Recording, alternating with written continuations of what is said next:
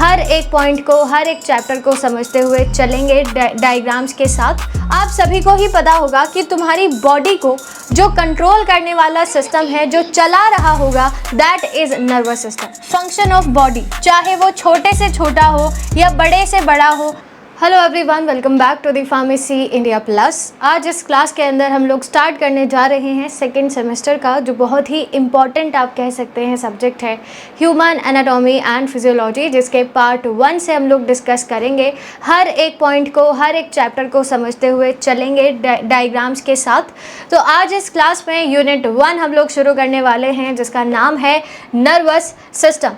और इस चैप्टर में आपको ये पढ़ना है कि आपका जो नर्वस सिस्टम है वो क्या होता है, न्यूरॉन्स क्या होते हैं, नर्व सेल्स क्या होते हैं, न्यूरोग्लायल सेल्स क्या होते हैं, साथ ही साथ सेंट्रल नर्वस सिस्टम पूरा कंप्लीट करना है। तो ये इस पूरे के पूरे चैप्टर के अंदर आपको सिलेबस दिया गया है, जैसे कि ऑर्गेनाइजेशन ऑफ नर्वस सिस्टम, उसके बाद न्यूरॉन्स क्या होते हैं, न्यूरोग्लायल सेल्स क्या होती हैं, क्लासिफिकेशन एंड प्रॉपर्टीज़ क्या क्या है नर्व सेल्स के, किस तरीके से वो काम करेंगी, electrophysiology, action potential, nerve impulse, receptor, synapse, neurotransmitters, ये सारी की सारी चीज़ें इस चैप्टर के अंदर आपको कवर करनी है।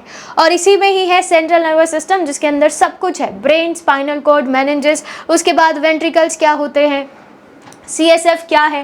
क्लियर? तो ये पूरा आपका इस चैप्टर का सिलेबस है। आज हम लोग इस क्लास के अंदर पढ़ने वाले हैं किस तरीके से ऑर्गेनाइजेशन होता है नर्वस सिस्टम का, इसके बाद न्यूरोग्लायल सेल्स क्या होती हैं और नर्व फाइबर्स क्या होते हैं। क्लियर? आगे बढ़ते हैं और शुरुआत करते हैं नर्वस सिस्टम से। देखिए, आप सभी को ही पता होगा कि तुम्हारी बॉडी को जो कंट्रोल करने वाला सिस्टम है, जो चला रहा होगा, दैट इज नर्वस सिस्टम। ठीक है? आपके बॉडी के हर एक पर्टिकुलर फंक्शंस को, चाहे वो कुछ भी हो A to Z, हर एक फंक्शन को कंट्रोल करने वाला जो होता है, दैट इज नर्वस सिस्टम। जैसे एक कार को कंट्रोल करने के लिए इंजन प्रेजेंट होता है, सेम एज हमारी बॉडी के अंदर भी हमारी बॉडी को कंट्रोल करने के लिए एक कंट्रोलिंग सिस्टम होता है, जिसको आप ब्रेन, स्पाइनल कॉर्ड, नर्व्स, ये सारी चीज़ें कहते हैं, यानी कलेक्टिवली नर्वस सिस्टम कह दिया जाता है। ठीक है? तो हम कह सकते हैं कि ये ग्रुप ऑफ नर्व सेल्स से मिलकर बनता है। ठीक है? विच controls each and every function of body. ठीक है? Each and every function of body, चाहे वो छोटे से छोटा हो या बड़े से बड़ा हो, हर एक फंक्शन को कंट्रोल करने का काम होता है इस नर्वस सिस्टम का। क्लियर? बहुत ही बेसिक सी चीज़ है। अब इसी के साथ ही साथ और क्या आपको याद रखना है कि हमारा जो पूरा नर्वस सिस्टम है, ये बहुत सारी चीज़ों से मिलकर बना है, जिसके अंदर कंप्राइजेस एक वेरी कॉम्प्लेक्स स्ट्रक्चर। ठीक है? इसके अंदर एक बहुत ही कॉम्प्लेक्स नेटवर्क लाइक स्ट्रक्चर होता है, comprises a very complex structure of, आप कह सकते हैं नेट लाइक स्ट्रक्चर प्रेजेंट होता है नर्व्स का। ठीक है? नर्व्स सेल्स का, जिसके अंदर नर्व सेल्स भी आएंगी, जिसके अंदर ब्रेन, जिसके अंदर स्पाइनल कॉर्ड, ठीक है, जिसके अंदर पेरिफेरल नर्वस सिस्टम, जिसके अंदर सोमैटिक नर्वस सिस्टम, ये सारी चीज़ें इंक्लूड होकर ही हमारी पूरी बॉडी के फंक्शंस को कंट्रोल करता है। ठीक है? सब आपस में मिलजुल कर ही काम करेंगे, आपकी बॉडी को चलाएंगे, हर एक चीज़, हर एक पर्टिकुलर फंक्शन यही कंट्रोल करेगा। ठीक है? क्लियर है? तो अब इसका किस तरीके से ऑर्गेनाइजेशन है, यानी कि ये किस तरीके से डिवाइडेड होता है आपके पूरे बॉडी के अंदर, इसको हम लोग डिस्कस करने वाले हैं। तो अब डिस्कस करते हैं कि क्या है ऑर्गेनाइजेशन ऑफ नर्वस सिस्टम। लेकिन उससे पहले एक और चीज़ कि जैसे जैसे अपडेटेड एनिमल्स होते हैं, जैसे कि फॉर एग्जांपल हमारे पास सबसे पहली लेवल होती है पोरीफेरा। ठीक है? उसके बाद सीलेंट्रेटा, फिर टीनोफोरा। तो जैसे आप ऊपर वाली तरफ, एनिमल किंगडम में ऊपर वाली तरफ चलोगे, वैसे ही कॉम्प्लेक्सिटी इंक्रीज करती जाएगी। ठीक है? तो आप कह सकते हैं कि एक लैडर पर, एनिमल ग्रुप के लैडर पर जब आप ऊपर वाली तरफ चलते हैं, वैसे वैसे ये जो कॉम्प्लेक्सिटी होती है आपके नर्वस सिस्टम की, वो इंक्रीज करते जाएगी। हमारी बॉडी में सबसे ज़्यादा कॉम्प्लेक्स स्ट्रक्चर प्रेजेंट होता है नर्वस सिस्टम का, ये याद रखना, क्योंकि अभी तक एनिमल्स की अगर मैं बात करूँ, अभी तक इंसानों से ऊपर कोई आया नहीं है। ठीक है, जिस दिन वो आ जाएगा तो आप ऐसे समझ कर चल सकते हैं कि उसमें फिर ज़्यादा कॉम्प्लेक्स जो स्ट्रक्चर है वो प्रेजेंट होगा। क्लियर, आगे बढ़ते हैं। अब बात आती है इसके ऑर्गेनाइजेशन की। तो सबसे पहले याद रखना कि जो नर्वस सिस्टम है इसको आप दो पार्ट्स में डिवाइडेड करके चलते हो। नर्वस सिस्टम दो पार्ट्स में डिवाइडेड होगा, पहला सेंट्रल नर्वस सिस्टम और दूसरा पेरिफेरल नर्वस सिस्टम। कोई ऐसा नहीं होगा जिन्होंने इसके बारे में नहीं सुना हो, ठीक है। तो पहला जो होता है that is central nervous system, ठीक है, जिसकी लोकेशन भी सेंट्रल ही है और ये काम भी ऐसे ही करता है। दूसरा होता है पेरिफेरल नर्वस सिस्टम, है ना। यहाँ पर भी आपको यही याद रखना है, लोकेशन इसकी पेरिफेरल होगी, इसीलिए पेरिफेरल नर्वस सिस्टम।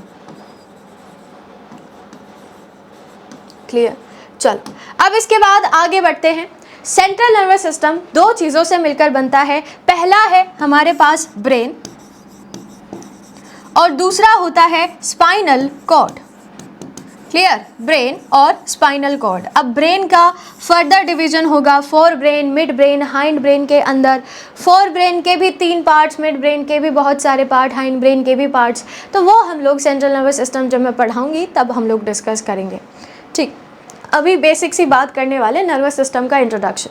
फिर इसके बाद अगर बात की जाए पेरिफेरल नर्वस सिस्टम की, तो इसके अंदर क्या क्या चीज़ें आती हैं। Somatic nervous system, somatic nervous system,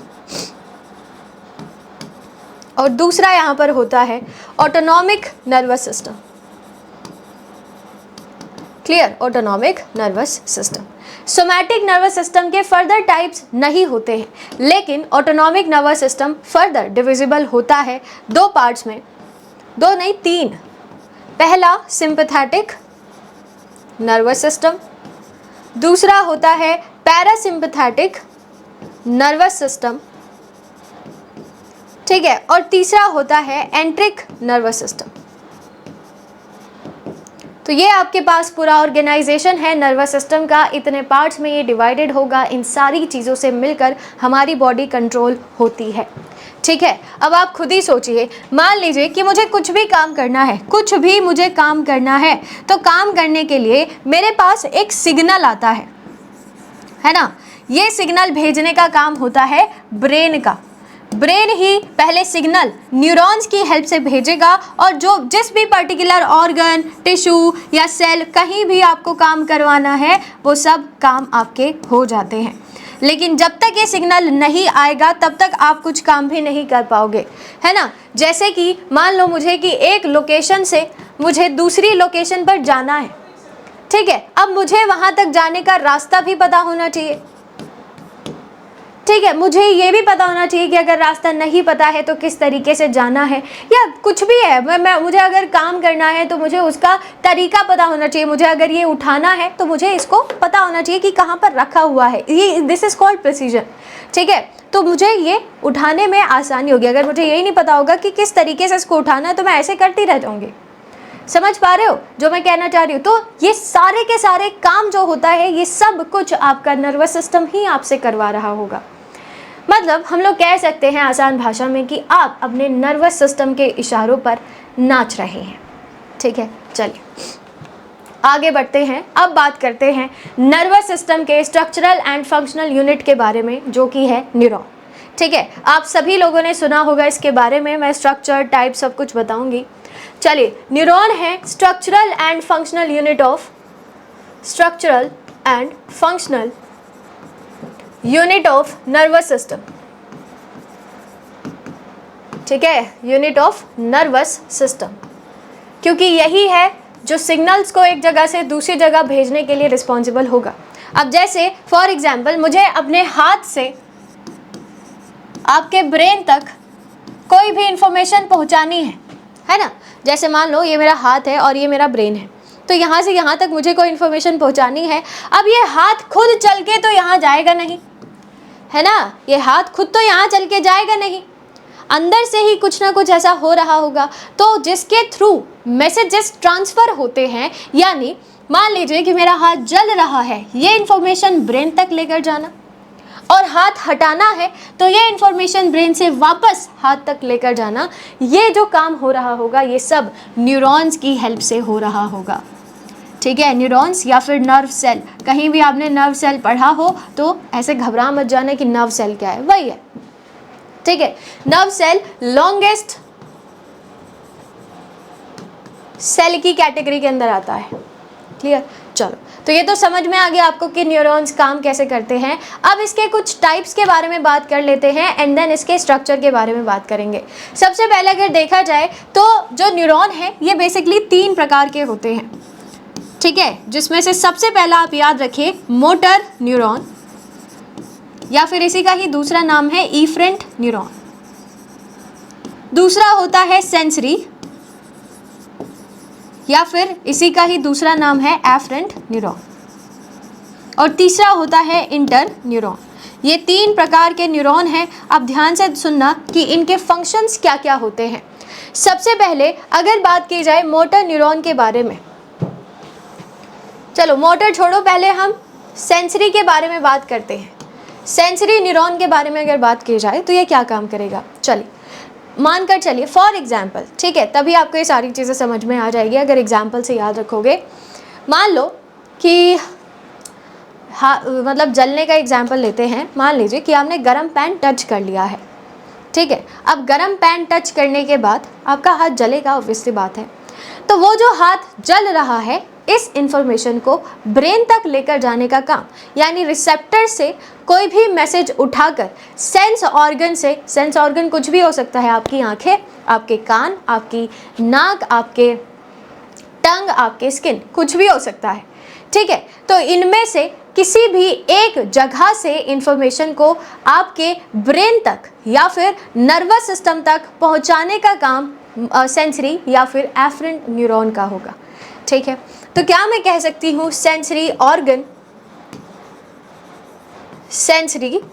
से लेकर ट्रांसफ़र करना इंफॉर्मेशन कहाँ, नर्वस सिस्टम को या फिर ब्रेन को, ये काम होता है सेंसरी या फिर एफरेंट न्यूरॉन का।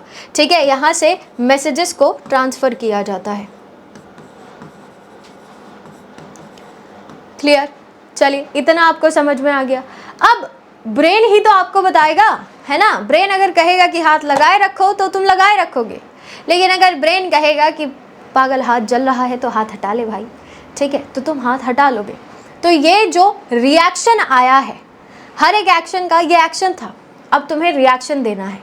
ठीक है, तो जब ब्रेन वापस यहाँ पर एक इन्फॉर्मेशन भेजेगा, एक मैसेज भेजेगा कि भैया हाथ हटा लो, हाथ जल भुन के राख हो जाएगा नहीं तो। ठीक है, तो इसके लिए जो रिस्पॉन्सिबल होता है that is your motor neuron. तो क्या मैं कह सकती हूँ कि ब्रेन से कोई भी रिएक्शन अगर आपको सेंसरी ऑर्गन या रिसेप्टर तक भेजनी है तो मैं हेल्प लूँगी मोटर या इफरेंट न्यूरॉन की। समझ में आया। और तीसरा है इंटर न्यूरॉन। इन दोनों के बीच का जो कनेक्शन होता है दैट इज़ इंटर न्यूरॉन। ठीक है, तो आप कह सकते हैं connection between motor and sensory neuron. ठीक है, सेंसरी न्यूरॉन। क्लियर, चलिए तो ये होगा, यहाँ पर प्रोसेसिंग का काम होता है, यानी जो एक्शन आया उसके रिएक्शन में क्या रिस्पॉन्स देना है, ये सब कुछ प्रोसेस करने का काम इंटर न्यूरॉन का होता है ना, कि हाथ हटाना है या हाथ जलने देना है। This is the function of inter neuron. Clear, तो ये होता है न्यूरॉन की कहानी, ये सब कुछ है न्यूरॉन्स। अब बात करते हैं इसके डायग्राम के बारे में, विच इज़ वेरी इंपॉर्टेंट। तो ध्यान से देखते जाइएगा कितने पार्ट्स होते हैं, क्या उनका फंक्शन होता है, हर एक चीज़ को हम लोग डिस्कस करते हुए चलेंगे। ठीक है, तो बात करते हैं इसके स्ट्रक्चर के बारे में। ध्यान से देखना कि कैसा इसका स्ट्रक्चर होता है। देखिए, एक न्यूरॉन में 3 मेन पार्ट्स होते हैं, सेल बॉडी, एक होता है डेंड्राइट और तीसरा होता है एक्सॉन। क्लियर, तो पहले उन्हीं को बना लेते हैं।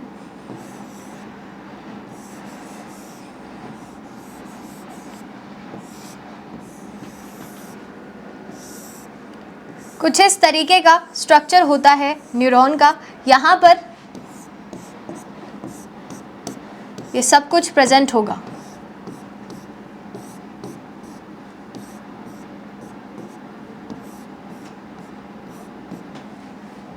क्लियर, ये जो एक्सॉन आपको दिखाई दे रहा है इसके बाहर लेयर्स भी होती हैं जिसको आप माइलिन शीथ कहते हैं, जो मैं अभी बनाकर दिखाऊंगी आपको। ठीक है, ये फिर यहाँ पर कुछ सेल्स भी पाई जाती हैं बीच में इस तरीके से। यहाँ पर साइनेप्टिक नोब्स भी प्रेजेंट होंगे, है ना, और यहाँ पर निसल्स ग्रैन्यूल्स भी होते हैं। This is the structure of neuron. ठीक है, यही है स्ट्रक्चर न्यूरॉन का। क्लियर, नेमिंग कर लेते हैं एक बार, अच्छे से आपको समझ में आ जाएगा। सबसे पहले अगर बात की जाए इस पार्ट की, 3 मेन पार्ट बताए थे मैंने, सेल, बॉडी, डेंड्राइट और एक्सॉन। पहले इन्हीं की नेमिंग कर लेते हैं। देखो ये है एक्सॉन, ठीक है। अब ऊपर वाला पार्ट जो होता है ये कहलाता है सेल बॉडी। क्लियर, ये ब्रांचेस जो निकली हुई हैं इनको हम कहते हैं डेंड्राइट। ठीक है, दिस इज न्यूक्लियस, और यहीं पर बाकी सेल ऑर्गेनेलीज प्रेजेंट होंगी क्योंकि ये अल्टीमेटली एक सेल ही है, नर्व सेल। ठीक है, ये जो प्रेजेंट है ना, these are Nissl's granules. Nissl's granules, अगर आपसे लोकेशन पूछी जाए निसल्स ग्रैन्यूल्स की तो ये डेंड्राइट और सेल बॉडी दोनों में प्रेजेंट होते हैं। ठीक है, अब एक्सॉन के टर्मिनल एंड पर ये जो प्रेजेंट है this is called axon terminal. Axon terminal, ठीक है, ये जो प्रेजेंट है इनको कहा जाता है synaptic knobs. Synaptic knobs, clear. और यहाँ पर जो फील्ड होते हैं इस तरीके से, इनको हम कहते हैं न्यूरोट्रांसमीटर्स। यहाँ पर भरे हुए होंगे कुछ ऐसे, ये हैं आपके पास न्यूरोट्रांसमीटर्स। ठीक है, क्लियर हो गया है। अब ये जो बीच में मैंने चीज़ें बनाई हैं इसकी भी एक बार नेमिंग कर लेते हैं। देखो ये वाला जो पार्ट है जो ग्रीन कलर से मैंने बनाया है, this layer, this sheath like structure is called myelin sheath. ये है माइलिन शीथ। ठीक है, और माइलिन शीथ में ही सेंटर में ये रेड कलर से जो मैंने छोटे छोटे सेल्स बनाए हैं इनको कहा जाता है श्वान सेल्स। श्वान सेल्स, समझे। अब इसके बाद यहाँ आप देख पा रहे होंगे कि ये जो माइलिन शीथ है ये कॉन्टिन्यूस नहीं है, यहाँ पर बीच बीच में डिसकॉन्टिन्यूटी भी है। तो ये जो जगह है, ये जो कह सकते हैं कि ये जो गैप है, this is called nodes of Ranvier. ठीक है, ये है नोड्स ऑफ रेनवियर। ठीक है, तो ये पूरा का पूरा स्ट्रक्चर होता है एक पूरे न्यूरॉन का।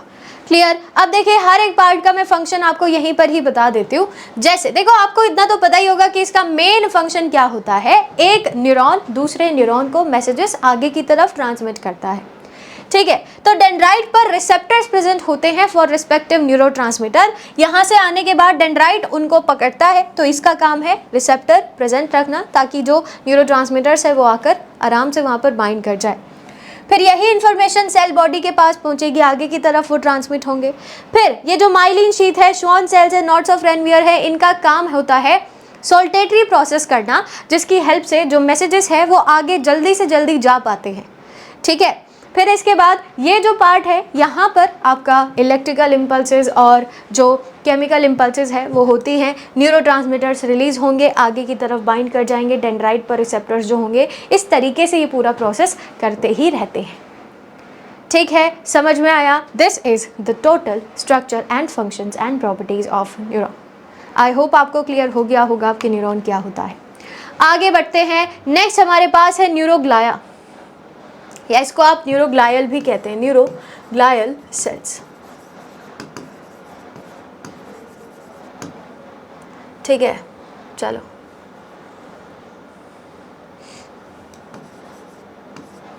Neuroglial cells clear. अब ये क्या होती हैं, कैसे काम करती हैं, उनको एक बार देख लेते हैं कि ये क्या है। चलिए देखिए, न्यूरोग्लायल सेल्स जो हैं ये एक तरीके से सपोर्ट करने का काम करती हैं आपके नर्वस सिस्टम को। ये मैसेजेस ट्रांसफ़र नहीं करेंगी, ठीक है, मैसेजेस को आगे की तरफ ट्रांसफ़र नहीं करते हैं, लेकिन सपोर्ट पूरी तरीके से करेंगे नर्वस सिस्टम को, बस यही इनका प्राइमरी फंक्शन होता है। देखो जैसे कि मैंने आपसे कहा, they do not conduct nerve impulses, यानी मैसेजेस ट्रांसफर नहीं करेंगे।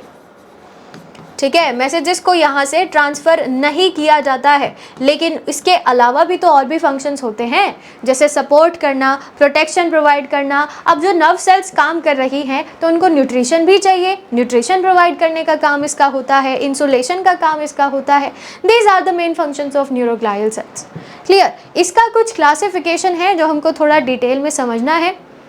अलग अलग पार्ट में अलग अलग न्यूरोग्लायल सेल्स प्रेजेंट होती हैं। जैसे सेंट्रल नर्वस सिस्टम के अंदर हमें 4 न्यूरोग्लायल सेल्स पढ़नी है। पहली है एस्ट्रोसाइट। क्या काम है इसका? सपोर्ट प्रोवाइड करना, ब्लड ब्रेन बैरियर जो होता है उसको मेंटेन करना, उसकी रिपेयरिंग करना। Blood brain barrier, blood brain barrier, इसको मेंटेन करना बहुत ज़्यादा ज़रूरी है, मतलब हद से भी ज़्यादा इम्पॉर्टेंट है। तो इसको मेंटेन करने का काम होता है, इसका रिपेयरिंग का काम होता है। किसी भी प्रकार से अगर डैमेज हो जाता है तो उसको रिपेयर करने का काम भी एस्ट्रोसाइट्स का ही होगा। सेंट्रल नर्वस सिस्टम के अंदर ये काम करेगा, यानी ब्रेन एंड स्पाइनल कॉर्ड में।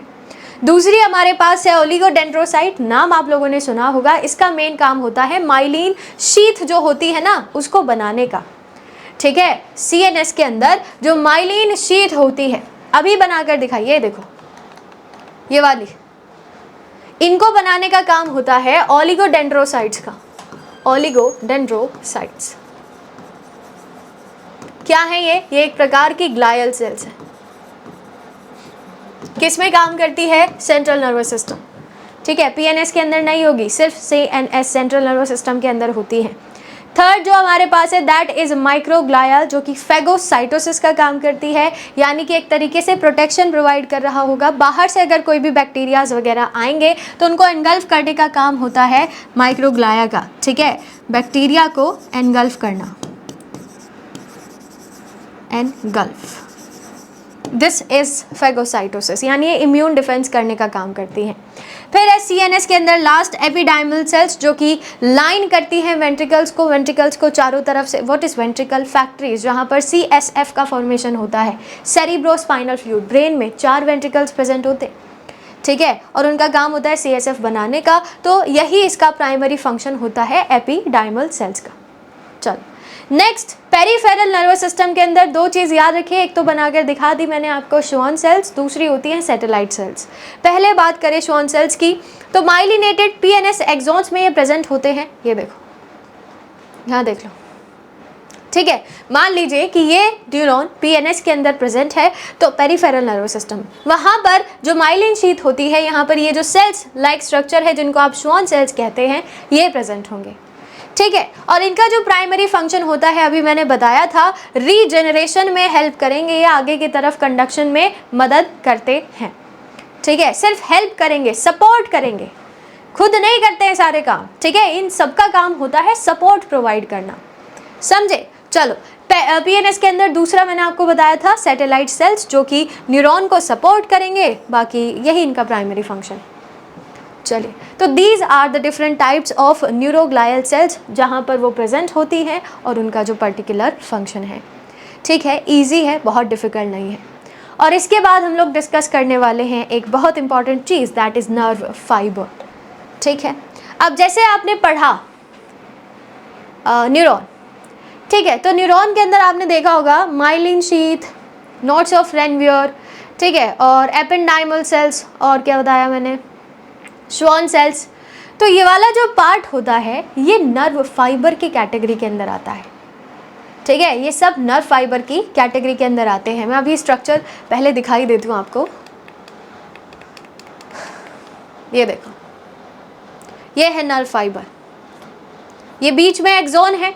ठीक है, एक्सॉन के चारों ओर माइलिन शीथ प्रेजेंट है, और मैंने बताया था कि बीच में डिसकॉन्टिन्यूटी है। This discontinuity is notes of Ranvier. Clear, और यहीं पर ही एंडोन्यूरियम भी प्रेजेंट होता है, ये पूरा एंडोन्यूरियम है। क्लियर, तो ये सारी की सारी चीज़ें मिलकर एक नर्व फाइबर बना रही होंगी। बीच वाला पार्ट इज नर्व फाइबर, याद रखो। इधर वाली तरफ आपका वो होगा, क्या कहते हैं उसको, एक्सॉन टर्मिनल, और इधर वाली तरफ आपका सेल बॉडी, डेंड्राइट, ये सारी चीज़ें होंगी। बीच वाला पार्ट जो होता है दैट इज नर्व फाइबर। ठीक है, चलिए a nerve fibre is a long slender extension of a neuron, जिसको इलेक्ट्रिकल इम्पल्सेस जो कंडक्ट करेगा आगे की तरफ भेजने का काम होता है between central nervous system and other parts of the body. जैसे मान लीजिए ये मेरे पास एक्सॉन है, ठीक है, ये उसकी माइलिन शीथ है, बस इतना ही बना रही हूँ, पूरा न्यूरॉन नहीं बना रही हूँ। इधर से कोई भी मैसेज आया तो पहली चीज़ याद रखना कि वो केमिकल इम्पल्स होता है जो न्यूरोट्रांसमीटर की वजह से हो रहा होगा, ठीक है। जब वो न्यूरॉन में एंटर करता है तो वो इलेक्ट्रिकल इम्पल्स के फॉर्म में आगे की तरफ ट्रांसमिट किया जाता है, और यहाँ पर एक प्रोसेस होता है जिसको आप नर्व इम्पल्स ट्रांसमिशन कहते हैं। नर्व इम्पल्स ट्रांसमिशंस जो आयंस की हेल्प से होगा, आप पोटेशियम और सोडियम पोटेशियम पंप जो पढ़ते हैं वो इसी में पढ़ेंगे, इम्पल्स ट्रांसमिशन। ये नर्व इम्पल्स ट्रांसमिशन इसी की हेल्प से होगा, एक्सॉन की हेल्प से होगा। तो this is the main function of nerve fibre, यानी कि जो इलेक्ट्रिकल इम्पल्सेस है उसको आगे की तरफ कंडक्ट कराना, और सेंट्रल, मान लो ये कि एक सेंट्रल नर्वस सिस्टम के अंदर का न्यूरॉन है, ठीक है, और इधर कोई भी दूसरा पार्ट है, कोई भी मसल है, कोई भी स्मूथ मसल है, ठीक है, तो यहाँ से यहाँ तक इस इंफॉर्मेशन को भेजने का काम होता है एक्सॉन का, ठीक है। This is the main function of nerve fibre. I hope आपको क्लियर हो गया होगा अब कि क्या होता है नर्व फाइबर। इसके बाद बात करते हैं कि क्या स्ट्रक्चर है, किन किन चीज़ों से मिलकर ये बना। तो पहला होता है एक्सॉन, मेन सिलेंड्रिकल प्रोजेक्शन है जिसका काम होता है जो नर्व इम्पल्सेस को दूसरी तरफ यानी एक्सॉन टर्मिनल की तरफ, अरे आप खुद ही देख लो भाई, इसका क्या काम है। एक्सॉन क्या काम करता है, सेल बॉडी की साइड से इंफॉर्मेशन उठाई आगे की तरफ भेजना, यानी सेल बॉडी से दूर इंफॉर्मेशन को लेकर जाने का काम होता है एक्सॉन का, ठीक है। दूसरा है माइलिन शीथ जो कि इंसुलेटेड लेयर है और श्वान सेल्स ओलिगोडेंड्रोसाइट से बनता है, जो कि इम्पल्स कंडक्शन को थोड़ा सा स्पीड अप करती है, उसकी रेट बढ़ाती है, जल्दी से जल्दी आगे की तरफ वो ट्रांसमिट हो पाए। नहीं तो ऐसा ना हो कि हाथ जलते ही रह जाए, तुम्हारा ब्रेन तुम्हें सिग्नल ही ना दे पाए कि भैया हाथ हटा लो, ठीक है। चलिए, इसके बाद नोड्स ऑफ रेनवियर, जो डिसकॉन्टिन्यूटी है, गैप्स जो होते हैं माइलिन शीथ में, उनको नोड्स ऑफ रेनवियर कहते हैं। अलोंग सॉल्टेटरी कंडक्शन, ये क्या होता है, what is saltatory process, what is saltatory conduction. देखिए यहीं पर चलते हैं स्ट्रक्चर पर, चलो ठीक है। सॉल्टेटरी कंडक्शन एक ऐसा प्रोसेस होता है जिसके अंदर जो इम्पल्सेस होती हैं वो जंप करती हैं, ठीक है, एक नोड से दूसरे नोड में। मतलब मान लो मेरे पास एक नोड ये है, दूसरा नोड ये है, तीसरा नोड ये है, तो यहाँ से यहाँ और यहाँ से यहाँ, इससे क्या होगा, इससे वो जल्दी आगे की तरफ ट्रांसमिट हो पाती है। This process is known as saltatory conduction, ठीक है, जिसके अंदर इम्पल्सेस एक नोड से दूसरे नोड, दूसरे नोड से तीसरे नोड, तीसरे से चौथे नोड, तो इस तरीके से वो जंप करते हुए आगे की तरफ ट्रांसमिट की जाती है, जिससे उसकी जो स्पीड है वो थोड़ी सी इंक्रीज हो जाती है। This process is known as saltatory conduction of impulses, याद रखना, ठीक है। चलिए आगे बढ़ते हैं अब। इसके बाद है एंडोन्यूरियम। एंडोन्यूरियम जो होता है एक बहुत ही फाइन, बहुत ही सेंसिटिव, डेलिकेट कनेक्टिव टिश्यू की लेयर होती है जो हर एक नर्व फाइबर के चारों ओर प्रेजेंट होगी, बस और कुछ नहीं होता है ये, ठीक है। ये मैंने स्ट्रक्चर आपको दिखा ही दिया है। इसके बाहर वाली जो लेयर है दैट इज एंडोन्यूरियम। चलिए नेक्स्ट क्लासिफिकेशन की बात करें तो पहले तो माइलिन शीथ प्रेजेंट है या नहीं है, उसके आधार पर इसको क्लासिफाई कर दिया जाता है। अगर माइलिन शीथ है तो माइलिनेटेड, अगर नहीं है तो नॉन माइलिनेटेड, ठीक है। चलिए, माइलिनेटेड फाइबर के अंदर जो माइलिन शीथ है वो प्रेजेंट होती है, नॉन माइलिनेटेड फाइबर के अंदर माइलिन शीथ एब्सेंट होती है। अब यहाँ पर आप खुद ही सोचिए, मैंने आपसे कहा था माइलिन शीथ स्पीड अप करती है इम्पल्सेस को, तो ये रिएक्शन फास्ट आपको आगे की तरफ भेजेगा, लेकिन नॉन माइलिनेटेड के अंदर ये प्रोसेस स्लो हो जाएगा। चलिए, मोटर न्यूरॉन एग्जाम्पल्स है, touch receptor, autoimmune fibres, dull pain, these are the examples of non myelinated fibres. दूसरा क्लासिफिकेशन है सेंसरी फाइबर्स के अकॉर्डिंग, ठीक है। सेंसरी फाइबर्स और मोटर फाइबर्स दोनों पढ़ने हैं, सेंसरी एंड मोटर। फंक्शन समझ में आया। सेंसरी का क्या काम होता है, रिसेप्टर टू CNS, और मोटर का CNS टू रिसेप्टर, ठीक है। इसके अंदर पहला है ग्रुप 1, जिसमें अगर फंक्शंस की बात की जाए तो मसल स्पिंडल और Golgi tendon organ, these are the functions. Diameter दिया गया है, वेलोसिटी दी गई, उसको याद रखो या नहीं रखो, that is totally up to you, लेकिन इनको ज़रूर याद रख लेना, ठीक है। दूसरा है ग्रुप 2, जिसके अंदर टच और प्रेशर का काम होता है, यानी अगर आपने कोई, मान लो मुझे मैंने ये टच कर लिया, ठीक है, ये क्लियर, तो अब ये इन्फॉर्मेशन कि मैंने क्या टच किया है ना, ये इन्फॉर्मेशन आपके ब्रेन तक लेकर जाने का काम होता है ग्रुप 2 सेंसरी फाइबर्स का, क्लियर। या प्रेशर अगर तुम्हारी बॉडी पर पड़ रहा है, स्किन पर पड़ रहा है, कहीं पर भी, तो उस इन्फॉर्मेशन को CNS तक लेकर जाने का काम ग्रुप 2 सेंसरी फाइबर्स का होगा। समझ में आया कि किस तरीके से क्लासीफाई किया जाता है। तीसरा है ग्रुप 3, जिसके अंदर शार्प पेन, बहुत ज़्यादा पेन जो होता है, या कोल्ड, ये सारी चीज़ें आती हैं। एंड ग्रुप 4, जिसके अंदर डल पेन, थोड़ा बहुत अगर दर्द हो रहा है तो ये इन्फॉर्मेशन ब्रेन तक लेकर जाने का काम होगा इसका। बेसिकली अनमाइलिनेटेड नर्व फाइबर ये काम करती हैं, ठीक है। मैंने ये क्लासिफिकेशन आपको यहाँ भी लिखवाया था, ये देखो। और लास्ट जो आपका क्लासिफिकेशन है वो है फॉर मोटर फाइबर्स, जिनका काम होता है CNS से वापस रिएक्शन रिसेप्टर तक भेजना, ये काम है इसका, ठीक है। जिसके अंदर A alpha, A beta, A gamma, A delta, B और C, A के 4 फॉर्म्स होते हैं, अल्फा, बीटा, गामा और delta, and then B and C, ठीक है, याद रहेगा। अरे बहुत इजी है, A के 4 फॉर्म्स होते हैं, अल्फा, बीटा, गामा और डेल्टा, ठीक है। और अगर बात की जाए B एंड C, बस ये याद रखो। चलिए आगे बढ़ते हैं।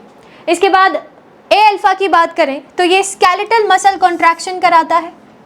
स्केलेटल मसल का कॉन्ट्रैक्शन कब होगा? जब आप CNS से इंफॉर्मेशन भेजोगे कि भैया कॉन्ट्रैक्शन करो, बॉडी का मूवमेंट करना है, ठीक है। इसके बाद प्रोप्रियोसेप्शंस, फिर A बीटा टच और प्रेशर के रिएक्शन को लेकर जाता है। A gamma muscle spindle tone, ये इन्फॉर्मेशन लेकर जाएगा। A delta sharp pain, temperature, इन इन्फॉर्मेशन को पहुंचाता है। B की बात करें तो प्री गैंग्लियोनिक ऑटोनॉमिक फाइबर में ये काम करेगा। एंड देन है C, जो कि dull pain, post ganglionic autonomic के अंदर काम करता है, ठीक है। तो ये है नर्व फाइबर का क्लासिफिकेशन। आई होप आपको अब सारी चीज़ें समझ में आ गई होंगी, जितनी भी मैंने अभी तक आपको कराई हैं। ये चैप्टर थोड़ा सा आपको लग सकता है कि काफ़ी लेंदी है, काफ़ी बड़ा है, क्योंकि हर एक पॉइंट को हम लोग समझते हुए चलेंगे ताकि आगे आपको किसी भी तरीके की कोई भी प्रॉब्लम ना हो, ठीक है। तो आज इस क्लास के लिए इतना ही। अब इसके आगे का चैप्टर हम लोग नेक्स्ट पार्ट के अंदर कंटिन्यू करेंगे। तब तक के लिए stay tuned with pharmacy India plus. Thank you.